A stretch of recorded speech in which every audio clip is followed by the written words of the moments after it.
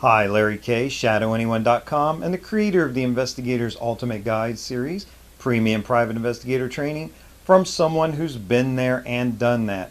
Today I'm going to tell you about a mistake that some investigators make. I can only tell you that I'm so thankful that this is one that I've avoided. I've made tons of mistakes. For crying out loud, learn from my mistakes. But here's one I'm going to give you a heads up on so that hopefully you can avoid it. The key thing here is do not update a client on the status of a surveillance while you're doing the surveillance.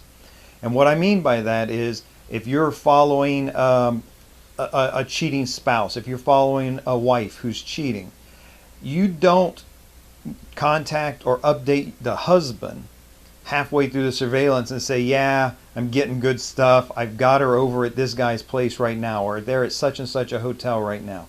Obviously, you don't do that. Now, I don't think that you would voluntarily do that, but here's what will happen is the client may reach out to you during a surveillance, or the client, may hire you with the understanding of when you find her with the guy, I want to call. And if you're not prepared to tell the client, no, that's not how it works, you might be inclined to or be tricked into saying, oh, okay, that, not a problem.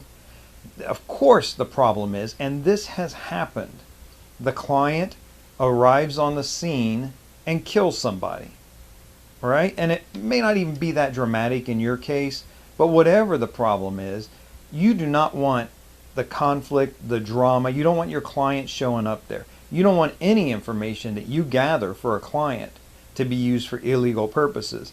And a real blanket way to avoid that is you just don't tell them during the surveillance where you are, where the subject is, that type of thing. So I just want you to have a heads up on that real quick and easy. It's so easy to avoid that mistake. The tricky thing is, and here's the thing, if you're a PI, especially if you're starting out and you're scrounging for those first clients, you might be inclined to agree to something like that. I'll give you a call when I see where she lands. I'll follow her and let you know where she goes. You might be inclined to that because honestly, maybe money's a little bit tight for you.